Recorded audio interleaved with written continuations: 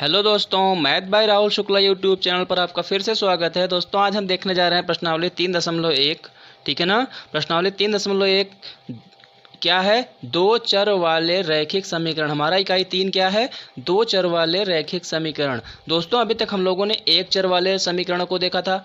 एक घातीय था, रैखिक था, या द्विघातीय था, या त्रिघातीय था, जिसमें एक चर राशि थी। मालूम है ना आपको, यक्स के रूप में ही हमारी चर राशियाँ मिलती थी। जो भी मिलती थी एक ही मिलती थी। यक्स मिले, टी मिले, पी मिले, वाई मिले, कुछ भी मिले, लेकिन पूरे इक्वेशन में, पूरे बहुपद में एक ही प्रकार की चर राशि मिलती थी।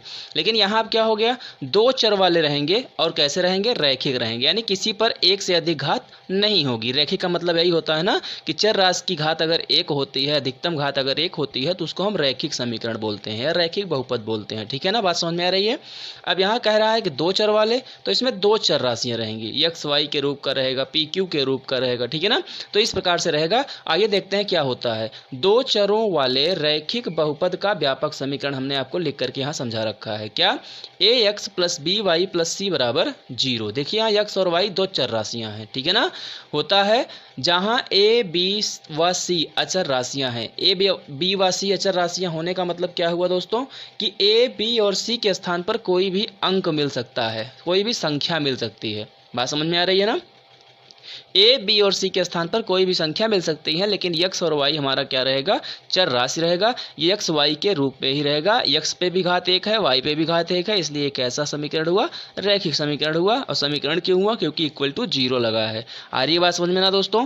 पिछले वीडियो आप प्रश्नावली 2.1 देखेंगे तो उसमें आपको समीकरण और बहुपद में अंतर समझ में आ जाएगा। और हाँ दोस्तों, अगर आप वीडियो नहीं देख पाए हैं पिछली कुछ प्रश्नावलियों का, तो उन सारे वीडियो के लिंक मैं आपके डिस्क्रिप्शन में, इस वीडियो के डिस्क्रिप्शन में दे दूंगा। आप उस वीडियो को देख लीजिएगा और प्रश्नावली 1.1 से लेकर प्रश्नावली 2.3 तक आप पढ़ाई करके फिर प्रश्नावली 3.1 से शुरुआत कीजिएगा। दोस्तों वीडियो अच्छा लग रहे हैं दोस्तों तो लाइक ज़रूर कर दिया करिए। ठीक है ना, नए हैं चैनल पर सब्सक्राइब भी कर दीजिए। ठीक है ना, और शेयर ज़रूर कीजिए ताकि आपके दोस्त भी सिलेबस को स्टार्ट करें और साथ साथ पढ़ सकें दोस्तों। ठीक है ना, आइए चलते हैं, अपनी प्रश्नावली शुरू करते हैं। क्वेश्चन नंबर 1 प्रश्नावली 3.1 का दिया हुआ है।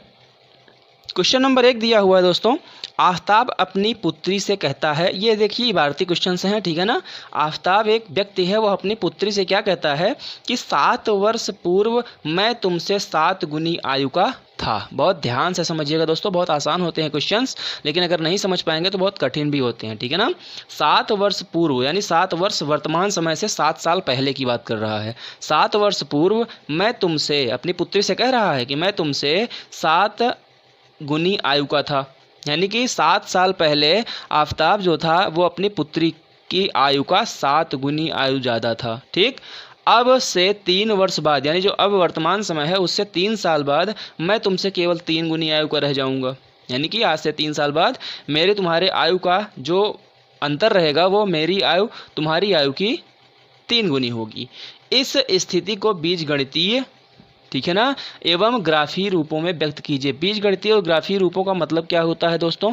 ग्राफीय रूप देखिए, बीजगणितीय रूप का मतलब क्या होता है कि इनको हम व्यवस्थित करें समीकरण बना करके। जैसे हम ऊपर बताया ना आपको कि a x plus b y plus c बराबर 0, उस रूप में अगर हम लिखेंगे इसको तो हमारा बीजगणितीय रूप होगा। और ग्राफीय रूप क्या होगा? ग्राफीय रूप होता है दोस्तों कि हम उसको लेखा चित्र बना करके प्रदर्शित करते हैं, वही हमारा ग्राफीय होता है। ग्राफीय भी बोलते हैं उसको, ज्यामितीय रूप भी बोलते हैं दोस्तों उसको। ठीक है ना, तो दोनों बातें एक ही हैं, आप ध्यान में रखिएगा अपने। ठीक है, आइए क्वेश्चन को सॉल्व करते हैं। देखिए दोस्तों, हम ये अपनी तरफ से मान लेते हैं कि माना जो आफ्ताब है उसकी वर्तमान आयु का मतलब इस समय उसकी आयु कितनी है? x वर्ष है। और उसकी पुत्री की वर्तमान आयु कितनी है? y वर्ष है। दोनों की आयु को हमने x और y मान लिया। माना आफ्ताब की आयु, वर्तमान आयु x वर्ष है और उसकी पुत्री की वर्तमान आयु y वर्ष है। अब यहाँ ध्यान दीजिए, 7 वर्ष पहले की बात कर रहा है। 7 वर्ष पहले दोस्तों एक बात का आप हमको बताइए, जैसे आपकी वर्तमान आयु अगर 15 वर्ष है तो 7 वर्ष पहले आपकी आयु क्या रही होगी? दिमाग में आ रहा है? क्या रही होगी 7 वर्ष पहले आपकी आयु? वर्तमान आयु 15 वर्ष है। अगर एक सेकंड फ्रेंड, अगर वर्तमान आयु 15 वर्ष है तो 7 वर्ष पहले आपकी आयु क्या रही होगी? -7 करेंगे तभी मालूम पड़ेगा ना कि आपकी आयु 8 वर्ष रही होगी। बोलो। आप तो ऐसे बता देते हैं अगर हमारी इस समय 15 वर्ष हमारी आयु है तो 7 साल पहले 8 साल रही होगी, ठीक है ना। लेकिन अगर हम उसको व्यवस्थित तरीके से देखना चाहें तो हम अपने दिमाग से सोचिए क्या कर रहे हैं। अपनी आयु 7 साल पहले बताने के लिए क्या कर रहे हैं, 7 साल माइनस कर रहे हैं। तो 15 में से 7 घटा तभी 8 आया ना। तो सेम वही चीज़ बीजगणित में भी होता है दोस्तों। जैसे हमने अभी ऊपर मान रखा है कि आफताब की वर्तमान आयु कितनी है, x वर्ष है, तो 7 वर्ष पहले उसकी आयु कितनी रही होगी, बोलो। x माइनस 7, क्योंकि इस समय x वर्ष है और 7 वर्ष पहले उसकी आयु में, वर्तमान आयु में से हम 7 घटा देंगे तो 7 वर्ष पहले वाली आफताब की आयु मिल जाएगी। सेम यही चीज़ दोस्तों उसकी पुत्री के लिए भी हो रहा है। उसकी पुत्री की वर्तमान आयु y वर्ष है तो हम y में से 7 वर्ष घटा देंगे तो उसकी 7 साल पहले की आयु प्राप्त हो जाएगी। बात समझ में आ रहा है। यानी कि 7 वर्ष पहले क्या हो जाएगा, आफताब की आयु x माइनस 7 वर्ष हो जाएगी और उसकी पुत्री की आयु y माइनस 7 वर्ष हो जाएगी।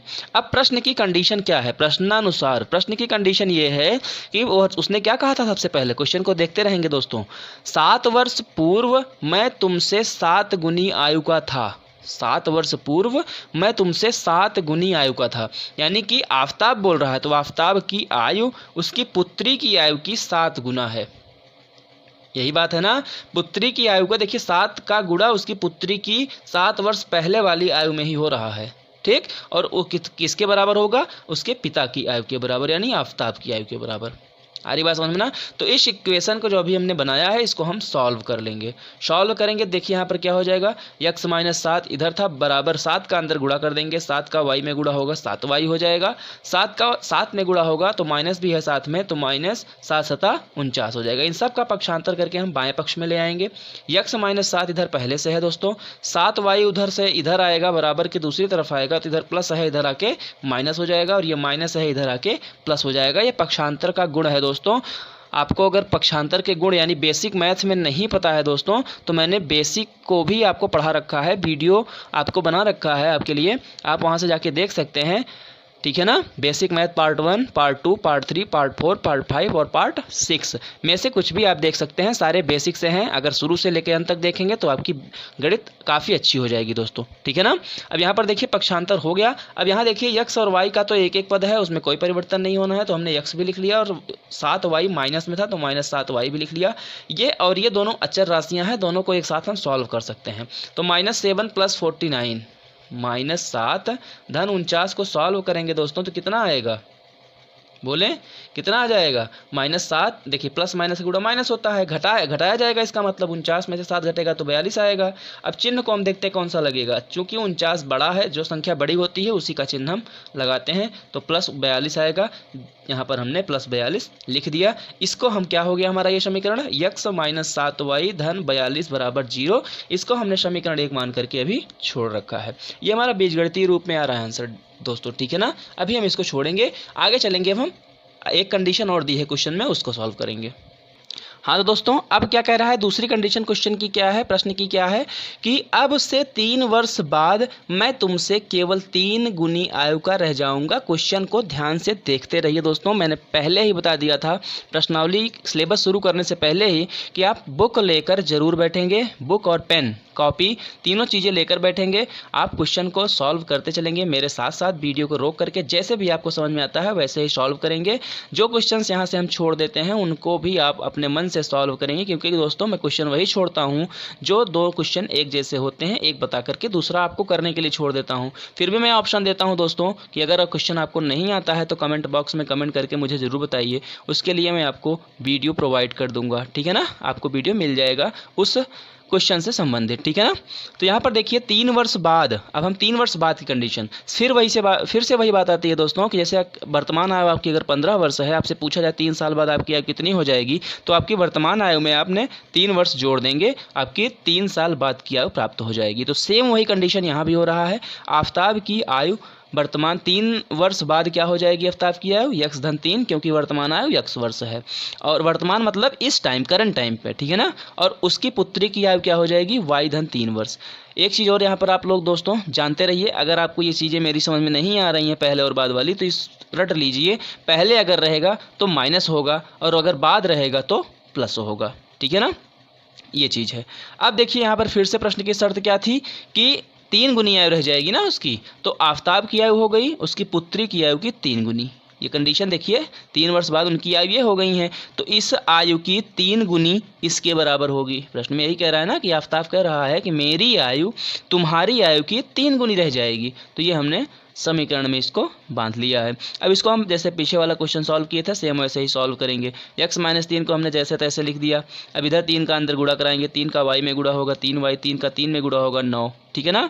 अब इसको हम पक्षांतर करेंगे दोनों संख्याओं को, दोनों प्लस हैं, दोनों इधर आएंगे तो माइनस हो जाएंगे। x धन 3 पहले से जैसे था वैसे हमने लिख लिया। x और y वाले पदों को जैसे है वैसे ही लिख लेंगे। 3 और 9 हल होगा तो 3 - 9, देखिए 3 - 9 हल होगा तो क्या होगा, ये प्लस है ये माइनस है, प्लस माइनस गुणा माइनस, इसका मतलब घटेगा। 9 में से 3 घटेगा 6 आएगा, और 9 बड़ा है इसका चिन्ह माइनस है तो यहाँ पर क्या हो जाएगा -6, यहाँ पर लिख लिया गया। ये क्वेश्चन 2 हमने रख लिया है। अब आइए देखते हैं बारी बारी से, ये बीजगणितीय निरूपण हो गया। अब हम ग्राफीय निरूपण देखते हैं इसका। बहुत ही आसान है दोस्तों, केवल थोड़ा सा ध्यान रखेंगे। सबसे पहले हम क्या करेंगे, समीकरण 1 को उठाएंगे, ठीक है ना। समीकरण 1 को लेंगे, दोनों देखिए दोनों इक्वेशंस के लिए अलग अलग ग्राफ बनते हैं दोस्तों, एक समीकरण के लिए एक ग्राफ बनता है, ठीक है ना। तो यहाँ पर ध्यान दीजिए, समीकरण 1 जो था हमारा x - 7y धन 42 बराबर 0, उसके लिए हम क्या करेंगे, सबसे पहले बिंदु को ढूंढेंगे। अगर बिंदु हमें मिल जाता है तब हम लेखा चित्र पर आसानी से प्रदर्शित कर सकते हैं। यहाँ देखिए ढूंढने का तरीका क्या होता है, लेखा चित्र को प्रदर्शित करने का तरीका क्या होता है। बहुत आसान मेथड दे रहा हूँ दोस्तों, बाकी मेथड आपको कठिन रहेंगे लेकिन ये इससे आसान मेथड आप नहीं पाएंगे, ठीक है ना। हम सबसे पहले उनके लिए 3 कॉलम बनाएंगे, ठीक है ना, 3 कॉलम 2 पंक्तियों वाला, ठीक। ये फिगर अपने दिमाग में बैठा लीजिए, कॉलम अपने दिमाग में बैठा लीजिए। हम क्या करेंगे, एक में x लिख देंगे, दूसरे में y लिख देंगे। आपके सामने मैं फिर से कर रहा हूँ, ठीक है ना दोस्तों। यहाँ ध्यान दीजिएगा, ये बनाएंगे इसके साथ, ठीक है ना, यहाँ एक लाइन यहाँ एक लाइन, ठीक है ना, ये चीज़। अब यहाँ पर हम लिखेंगे x और यहाँ पर लिखेंगे y। बात समझ में आई। अब यहाँ पर क्या करेंगे, एक बार x की वैल्यू 0, एक बार y की वैल्यू 0। ध्यान दीजिएगा, एक बार x की वैल्यू 0 लिख देंगे और एक बार y की वैल्यू 0 लिख देंगे। ऐसा नहीं करेंगे कि दोनों 0 0 कर दें, क्योंकि यहाँ अगर 0 है तो यहाँ पर y की कुछ ना कुछ वैल्यू मिलेगी दोस्तों इक्वेशन में रखने के बाद, और यहाँ हम y 0 करेंगे तो x की कुछ ना कुछ मिलेगी। तो एक बार x 0, एक बार y 0, ये हमें 2 बिंदु देंगे जहाँ से हमारी रेखा होकर के गुजरेगी, ठीक है ना। अब ध्यान दीजिए, जब हमने x को 0 के बराबर रख लिया है, अब ये x को हमने 0 कहा है तो x का मान 0 इसमें रख करके देखिए y का क्या मान आता है। हल करना जानते हैं ना दोस्तों। x की वैल्यू 0 हो जाएगी तो हमें मिलेगा क्या, -7y, और इसका पक्षांतर कर देंगे तो -7y बराबर -42। कोई दिक्कत दोस्तों, अगर अभी भी नहीं समझ में आता है तो और शॉर्ट बताते हैं। यहाँ 0 हो जाएगा, -7y धन 42 बराबर 0 हो गया। 0 हो गया उसका कोई मतलब नहीं है, इधर -7y बचा, इधर इसका हम पक्षांतर कर देंगे क्योंकि हमें अब y की वैल्यू मालूम करनी है। 42 का पक्षांतर करेंगे, इधर प्लस है, पक्षांतर करके दूसरे पक्ष में जाएगा तो माइनस हो जाएगा, तो -42 हो गया। और यहाँ देखिए अब क्या आया, माइनस से माइनस कट जाएगा, 7 छंग 42, y बराबर कितना मिल जाएगा दोस्तों, 6 मिल जाएगा। तो वही यहाँ पर हम लिखेंगे 6, जो हमने यहाँ पर पहले से लिख रखा है।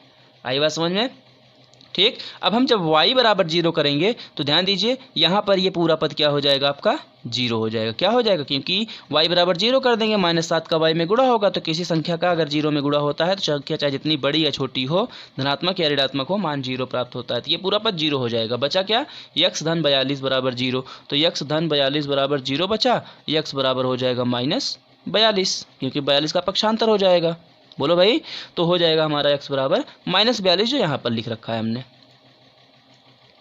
बोलिए, ठीक। अब ये जब हमको मिल जाएगा, ठीक है ना, तो हमने देखिए यहाँ लिखा है क्या, अतः बिंदु, क्या है बिंदु हमारे, ये x है, ये y है। बिंदु का निर्देशन आप लोगों को अगर नहीं पता हो, वैसे कक्षा 9 के सिलेबस में है, लेकिन अगर आप लोग नहीं पता हो तो ये जानते रहिए कि बिंदुओं को हम ऐसे 0 5 ऐसे लिखते हैं, 2 5 ऐसे लिखते हैं, ठीक है ना। तो ये 2 5 का मतलब पहला वाला x का होता है, दूसरा वाला y का होता है। जिन दोस्तों को नहीं पता है उनके लिए है, पहला वाला x का होता है, दूसरा वाला y का होता है। तो पहला वाला x का है, दूसरा वाला y का है, तो पहला बिंदु हमारा क्या मिला, 0,6। तो 0,6 पहला बिंदु, तथा दूसरा बिंदु देखिए -42, 0। हम इसको 0 को -42 नहीं लिख सकते क्योंकि पहले किसका लिखा जाता है, x का लिखा जाता है। तो -42, 0 हमारा दूसरा बिंदु हो जाएगा। अब आइए इसको हम आलेख पर देखते हैं। हमारा बिंदु क्या है, एक तो 0,6 है और दूसरा क्या है, -42, 0 है। आइए हम इसको आलेखीय निरूपण करते हैं। ठीक है ना दोस्तों, ये हमने ग्राफ खींच लिया। आप एक प्लस बनाती हुई बड़ी सी रेखा खींचेंगे, इसी को हम ग्राफ कहते हैं। ठीक है ना, ये हो गया हमारा यक्ष अक्ष। ये जो क्षैतिज होता है इसको हम बोलते हैं यक्ष अक्ष, और जो ऊर्ध्वाधर लाइन होती है उसको हम बोलते हैं वाई अक्ष। ठीक है ना, अब इसी पर हमको दर्शाना है। देखिए यक्स की वैल्यू काफ़ी बड़ी आई है, ठीक है ना, इसलिए यक्स अक्ष पर हम बड़े बड़े मान दिखा रहे हैं, 10, 20, 30, 40, 50 मान। देखिए ये मूल बिंदु होता है। मूल बिंदु के दाहिनी तरफ धन अक्ष होता है, बाईं तरफ ऋणात्मक होता है, ऊपर की तरफ धनात्मक होता है, नीचे की तरफ ऋणात्मक होता है। दाहिनी तरफ के यक्स अक्ष की धनात्मक वैल्यू लिखी जाती है, बाईं तरफ यक्स अक्ष की ऋणात्मक वैल्यू लिखी जाती है। ये होता है ऋणात्मक वैल्यू वाई अक्ष की लिखी जाती है, ऊपर वाई अक्ष की धनात्मक वैल्यू लिखी जाती है। ठीक है ना, तो हमने देखिए सब तरफ मान लिख रखा है। आपको ये ज़रूरी होता है क्योंकि देखिए कॉपी में हम 60 1 से लेकर 60 तक नहीं लिख सकते दोस्तों। ठीक है ना, इसलिए हमने क्या किया, इनके मापांक को बड़ा बड़ा कर दिया है। एक खाना बराबर 10 अंक। ठीक है ना, तो यहाँ पर इसलिए हम देखिए -10, -20, -30, -40, -50, -60। एक बात का ध्यान रखेंगे, जितना मापांक आप सबसे पहले ले लेंगे उसी मापांक का प्रयोग हर बार करेंगे। ऐसा नहीं कि यहाँ -10 लिख के यहाँ 15 लिख दें, ठीक, यहाँ फिर 10 बढ़ा के 25 लिख दें, ऐसा नहीं। अगर 10-10 का अंतराल लिया है तो आप 10-10 के अंतराल पर ही लिखेंगे। ठीक है ना, इधर देखिए इधर धनात्मक है, फिलहाल इस पहले इस सवाल में इसका काम नहीं है। ठीक है ना, इस पक्ष का काम नहीं है, इस अक्ष का काम नहीं है, नीचे वाले का भी काम नहीं है, लेकिन हमारा काम है कि हम इसको प्रदर्शित जरूर करें कि हमारे मान कहाँ कहाँ कैसे कैसे हैं। ये क्वेश्चन को आपको अच्छा बनाएगा, अच्छी मार्किंग होगी दोस्तों, स्कोर अच्छा होगा। ठीक है ना, तो यहाँ पर देखिए 10, 20, 30, 40, 50, इधर वाई अक्ष की ऋणात्मक दिशा -1, -2, -3, -4, -5, -6। क्यों? क्योंकि वाई अक्ष वाले जो मान है या तो 0 है या तो 0 है या तो 6 है। तो इधर हमने 1, 2, 3, 4, 5, 6 रखा है। ठीक है ना, इधर बाईं तरफ यक्ष अक्ष की ऋणात्मक दिशा की तरफ -10, -20, -30, -40, -50, -60 ऐसे आगे बढ़ता हुआ जा रहा है। अब हम एक एक बिंदु को प्रदर्शित करेंगे दोस्तों। क्या करते हैं, देखिए 0, 6, 0, 6, यक्स 0, 6 का मतलब यक्स अक्ष पर 0, वाई अक्ष पर 6 इकाई। तो यक्स अक्ष पर 0 यानी यहाँ पर हम इसी लाइन में जाएंगे तो यक्स अक्ष पर कोई विस्थापन नहीं है, और वाई अक्ष पर 6, तो 1, 2, 3, 4, 5, 6 यहाँ पर है हमारा। तो ये बिंदु हमारा क्या हो जाएगा, ध्यान से देखिए 0,6 हो जाएगा। अब दूसरा वाला, इसको हम बिंदी को गाढ़ी करके, ठीक है ना, मोटा पॉइंट करके इसको हम अपने दिमाग में बैठा लेते हैं। अब दूसरा भी ढूंढते हैं, -42,0। तो देखिए यक्स अक्ष पर -42, वाई अक्ष पर 0। इस देखिए यक्स अक्ष पर रहेंगे तो वाई 0 होगा, वाई अक्ष पर रहेंगे तो एक्स 0 होगा। देखिए हमें वाई का मान ढूंढना था, एक्स 0 था तो हमने वाई अक्ष पर ही देखा था। अब यहाँ पर वाई अक्ष 0 है तो हम एक्स अक्ष पर ही ढूंढेंगे -42 वाली वैल्यू। तो देखिए 40 यहाँ है, 50 यहाँ है, 40 और 50 के बीच में ही 42 मिलेगा, तो -42 हमने सोच लिया कि यहाँ कहीं मिलेगा। ठीक है ना, ठीक, तो इसके बीच में थोड़ा सा हम समझ सकते हैं। ठीक है ना, अब यहाँ पर क्या करेंगे, दोनों पॉइंट को हम मिला करके आगे पीछे बढ़ा देंगे। ये हमारा रेखा किस कौन सी हुई, यक्स -7 वाई धन 42 बराबर 0 वाली रेखा का लेखा चित्र है। ठीक है ना, तो ये हुआ हमारा पहले समीकरण का लेखा चित्र। ऐसे ही प्रदर्शित करते हैं दोस्तों। चलिए, अगर अभी भी नहीं समझ में आया है तो दूसरे क्वेश्चन में आपको और अच्छे से समझाता हूँ, समझ में आ जाएगा। ठीक है ना, दूसरा समीकरण है हमारा दोस्तों समीकरण 2। दूसरा क्या है, x -3y -6 बराबर 0 से, x -3y -6 बराबर 0 से हम फिर से वही कार्य करेंगे दोस्तों। ये कॉलम बना लेंगे, अपने दिमाग में सेट कर लीजिए। 1, 2, 3, 4, 5, 6 कॉलम वाला, खाने वाला कॉलम ही बनता है। 3 कॉलम 2 पंक्तियाँ। ठीक है ना, क्षैतिज जो है पंक्तियाँ हैं, ऊर्ध्वाधर जो है वो स्तंभ है, कॉलम है। ठीक है ना, हम क्या करेंगे, एक्स वाई यहाँ पर लिख लेंगे बिना सोचे समझे। एक बार एक्स की वैल्यू 0 करेंगे, एक बार वाई की वैल्यू 0 करेंगे। अब समीकरण में रख के देखिए मान को, अगर एक्स बराबर 0 कर देंगे तो ये पूरा खत्म हो गया। -3y -6 बराबर 0 मिलेगा। -3y देखिए -3y -6 बराबर 0। अब ये 6 पक्षांतर होगा तो -3y बराबर 6 हो जाएगा, और 3 दूना 6 माइनस उधर चला जाएगा तो y बराबर -2 मिल जाएगा। आ रही बात समझ में ना, आई बात समझ में। अब ये हो गया। अब दूसरा क्या होता है, दूसरा अगर हम y बराबर 6 लिख लेंगे तो x बराबर -6 बराबर 0, और 6 का ही पक्षांतर हो जाएगा तो x बराबर हमें 6 मिल जाएगा। ठीक, आइए हम इसका लेखा चित्र देखते हैं। इसका लेखा चित्र देखेंगे दोस्तों तो ध्यान दीजिएगा, इधर हमें बिंदु कौन कौन से मिले हैं, हमें बिंदु मिले हैं 0, -2 और 6,0। ठीक है ना, ये 2 बिंदु मिले हैं तो हम प्रदर्शित कर लेते हैं। 6,0 हमें कहाँ मिलेगा, देखिए हमें 2 बिंदु क्या मिले हैं, 6,0 और 0 कामा -2। तो यहाँ पर देखिए वाई अक्ष पर 0 है तो हम एक्स अक्ष पर ही ढूंढेंगे 6 वाली वैल्यू, तो यहाँ पर है तो ये बिंदु हो गया 6 कामा 0। अब यहाँ पर 0 - 2 है तो एक्स अक्ष पर 0 है तो हम वाई अक्ष पर ढूंढेंगे, -2 यहाँ पर है, ठीक है ना। ये 0 - 2 दोनों को हम मिलाते हुए आगे पीछे बढ़ा देंगे, यही हमारा समीकरण हो गया x - 3y - 6 = 0 का लेखा चित्र। आई बात समझ में। अब अगर हमें आफताब और उसकी पुत्री की आयु भी बतानी है, वर्तमान आयु कितनी है, तो उसके लिए हम क्या करेंगे दोस्तों, आगे देखते हैं दोस्तों। यहाँ पर क्या है, समीकरण हम 1 और 2 को घटा लेंगे। देखिए समीकरण 1 और 2 को ये इसी प्रश्नावली के इसी इकाई 3 में दो चरों वाले रैखिक समीकरण युग्म में आगे आप देखेंगे कि समीकरणों को हम हल कैसे करते हैं। फिलहाल अभी हमें आवश्यकता पड़ी है तो थोड़ा बहुत देख लेते हैं, ठीक है ना। इसकी 3 विधियाँ होती हैं दोस्तों, विलोपन विधि, प्रतिस्थापन विधि और बज्र गुणनखंड विधि, ठीक है ना। तो यहाँ पर हम विलोपन विधि का प्रयोग कर रहे हैं। विलोपन विधि में होता क्या है, जैसे देखिए अपने दोनों समीकरण में ध्यान दिया होगा यक्स और यक्स की गुणांक नहीं थे, यानी गुणांक 1 था, ठीक है ना। देखिए यहाँ पर हमने लिख रखा है दोनों के गुणांक कुछ नहीं है ना, तो ऐसा अगर मिल रहा है तो हम तुरंत क्या करते हैं, घटा देते हैं। घटाते ही नहीं है दोस्तों, अगर दोनों के चिन्ह अलग अलग हैं तो हम जोड़ भी लेते हैं, क्योंकि घटाया इसीलिए जाता है ताकि उसका चिन्ह बदल जाए, अगर दोनों समान चिन्ह के साथ हैं बदल जाए और हम एक दूसरे को काट सकें, ठीक है ना। तो यहाँ पर अगर इसके अलग अलग गुणांक होते तो हम सबसे पहले गुणा करके समीकरणों में गुणा करके उसके गुणांकों को बराबर करते। फिलहाल वो आगे हम बताएंगे आपको। यहाँ पर देखिए घटा रहे हैं दोनों समीकरणों को, तो जैसे हमने अभी पिछले प्रश्नावली में आपको बताया था, घटाते समय जब भाग देने के बाद घटाया जाता है तो उनमें हम क्या लिख देते हैं, चिन्हों को परिवर्तित कर देते हैं। प्लस है तो माइनस हो जाता है, माइनस है तो प्लस हो जाता है, प्लस है तो माइनस हो जाता है। यहाँ देखिए ये प्लस हो गया और ये माइनस, तो दोनों आपस में क्या हो जाएंगे, कट जाएंगे। अब ये प्लस हो गया, ये माइनस, तो माइनस प्लस का गुणा माइनस, इसका मतलब 7 में से 3 घटेगा, तो 7 में से 3 घटेगा 4 आएगा। अब 7 बड़ा है, उसका चिन्ह माइनस है तो माइनस हो गया, वाई इसके साथ लगा था, लगा दिए, ठीक।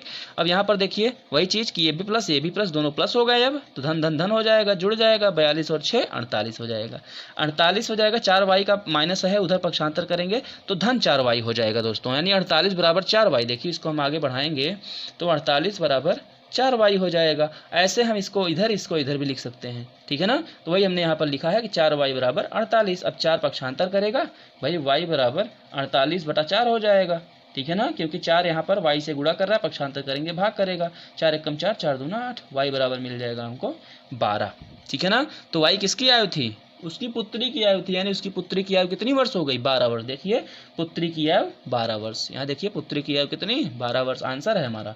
अब इसी y की वैल्यू को हम चाहे समीकरण 1 में रख दें और चाहे समीकरण 2 में रख दें, किसी एक समीकरण में आप रख सकते हैं दोस्तों, कोई पाबंदी नहीं है, ठीक है ना।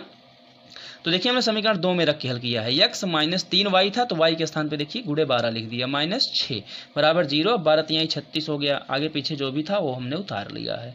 अब यहाँ x और ये दोनों सॉल्व करेंगे तो माइनस माइनस दोनों माइनस हैं, चिन्ह माइनस ही रहेगा लेकिन जुड़ जाएगा भाई, 36 और 6 42, और x को हम -42 है इधर पक्षांतर कर देंगे तो x की वैल्यू कितनी आ जाएगी, 42। अर्थात आफ्ताब की आयु 42 वर्ष है। देखिए यहाँ पर लिखा है हमने विस्तार से, आफ्ताब की आयु 42 वर्ष है और उसकी पुत्री की आयु 12 वर्ष। ये हमारा आंसर हो गया दोस्तों, ठीक है ना। ये उनकी वर्तमान आयु हो गई दोस्तों। अब आप देख सकते हैं अगर 7 वर्ष पीछे जाएंगे तो इसकी आयु 35 वर्ष हो जाएगी। आफ्ताब की आयु कितनी हो जाएगी, 35 वर्ष हो जाएगी 7 वर्ष पहले, और उसकी पुत्री की आयु 7 वर्ष पहले 5 हो जाएगी, तो 5 7 35 गुणे 7 आ रहा है ना, तो 7 गुना है, और 3 वर्ष बाद 42 है तो 45 हो जाएगी, और इसकी 12 है तो 15 हो जाएगी, 15 3 45, 3 गुना आ रहा है, ठीक। तो उत्तर की जांच ऐसे आप कर सकते हैं। लेखा चित्र आपको ऊपर समझाया गया है दोस्तों। बाकी दोनों क्वेश्चन को देखते हैं आगे। आपकी इस प्रश्नावली 3.1 में 3 क्वेश्चन थे, जिसमें पहला आपका हो गया है। आइए देखते हैं दूसरा क्वेश्चन। हाँ तो बच्चों ध्यान दीजिए, क्रिकेट टीम के एक कोच ने 3900 रुपये में 3 बल्ला और 6 गेंदें खरीदी। बाद में उसने एक और बल्ला तथा उसी प्रकार की 2 गेंदें 1300 रुपये में खरीदी। इस स्थिति को बीजगणितीय एवं ज्यामितीय रूपों में प्रदर्शित कीजिए। दोस्तों बड़ा आसान सवाल है। इसमें हम क्या करेंगे, मान लेंगे, माना बल्ले का वर्तमान मूल्य, ठीक है ना, वर्तमान मूल्य, या इसमें वर्तमान की कोई बात ही नहीं है। बल्ले का मूल्य मान लेंगे x रुपये और गेंद का मूल्य कितना हो जाएगा, y रुपये, ठीक है ना, गेंद का मूल्य y रुपये। ये दोनों चीज़ें मान लेंगे। उसके बाद समीकरण को व्यवस्थित कर लेंगे। 3 बल्ला, तो 3 बल्ला x रुपये के हिसाब से, ठीक है ना। माना एक बल्ले का मूल्य इतना और एक गेंद का मूल्य अगर इतना है तो 3 बल्ला है तो यानी 3x और 6 गेंदें हैं यानी 6y। दोनों को कुल जोड़ करके उसको कितना पे करना पड़ा है, कितना रुपए देना पड़ा है, 3900 रुपये देना पड़ा है। तो ये हमारा हो गया समीकरण 1। और चाहे तो इसमें देखिए 3 से भाग कर दीजिए, इधर 3 कॉमन कर लेंगे तो बचेगा x धन 2y बराबर 3900 और 3 से इधर भाग कर देंगे तो 1300 बचेगा।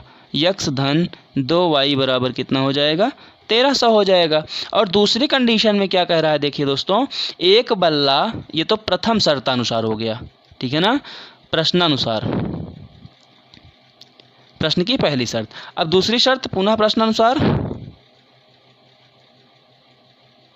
पुनः प्रश्नानुसार क्या लिखेंगे दोस्तों, एक बल्ला यानी कि x धन 2 गेंदें यानी 2y बराबर कितने रुपए में लिया जा रहा है, 1300 रुपये में लिया जा रहा है। ठीक, तो देखिए दोनों इक्वेशन हमारे एक जैसे हैं। देखिए ये समीकरण और ये समीकरण एक जैसा है तो आसान है दोस्तों, एक ही ग्राफ बनाइए, दोनों को एडजस्ट कर लेगा, ठीक है ना। और हम हल कर लेंगे आसानी से कि इनके बल्ले और गेंदों की मूल्य क्या है। आई बात समझ में। चलिए दोस्तों आगे चलते हैं। तीसरा क्वेश्चन देखिए दोस्तों, 2 किलो सेब और 1 किलो अंगूर, तो सेब और अंगूर की बात कर रहा है। तो सेब का मूल्य x रुपये और अंगूर का मूल्य मान लेंगे y रुपये। आई बात समझ में।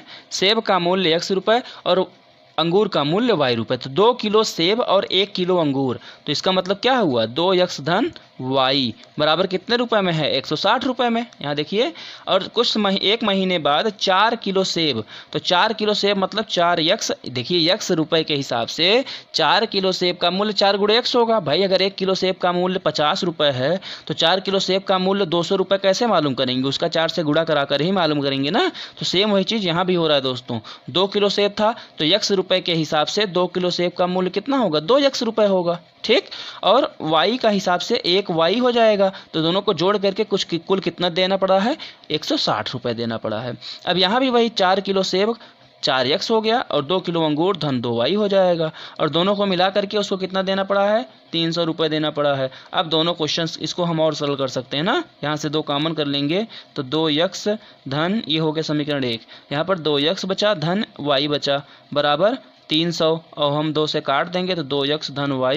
यहाँ देखिए 2 1 कम 2 5 10 150 रुपये बचेगा। ये समीकरण 2 हो गया। पहले क्वेश्चन की तरह दोनों का अलग अलग ग्राफ, माने कि हम क्या बना लेंगे, ये बना लेंगे ना, यहाँ हो जाएगा x, यहाँ हो जाएगा y। अब हम एक बार x को 0 एक बार y को 0 रखेंगे, ये हमारा पहला समीकरण है। x को जब 0 रख देंगे तो पूरा 0 हो जाएगा, y बराबर 160 हो गया। ठीक, और जब y को 0 रखेंगे तो x बराबर 80 हो जाएगा। आई बात समझ में ना। और सेम वही चीज़ इसके लिए भी कर लेंगे, इसके लिए भी क्या हो जाएगा। अब यहाँ ध्यान दीजिए, x और y हो गया, x को हम 0 रखेंगे तो y बराबर 150 हो जाएगा। ठीक, और यहाँ पर जब हम y को 0 रखेंगे तो x बराबर आपका 75 हो जाएगा। ठीक, तो हम इसको आलेख में निरूपित करेंगे दोस्तों। 5-5 के अंतराल पे दिखाइएगा, 10-10 के अंतराल पे दिखाइएगा, जो एडजस्ट हो सके आपकी कॉपी में उसी को प्रदर्शित कीजिएगा दोस्तों। और इस बात का ध्यान जरूर रखेंगे कि दोनों क्वेश्चंस आपको हल जरूर करने हैं दोस्तों। पहले क्वेश्चंस की तरह ही है कि आपको दोनों क्वेश्चन हल करने हैं। हाँ दोस्तों, इस बात का ध्यान रखिएगा जरूर कि अगर आपको क्वेश्चन को सॉल्व करने में किसी भी प्रकार की कोई भी परेशानी आती है तो आप कमेंट बॉक्स में कमेंट जरूर करिएगा, ठीक है ना। अगर आपको क्वेश्चन में समस्या होती है दोस्तों, आपको हम मिलेंगे प्रश्नावली 3.2 के साथ अगले वीडियो में। तब तक आप अपना ख्याल रखिए और मेहनत करके पढ़ाई करिए। ओके दोस्तों, धन्यवाद।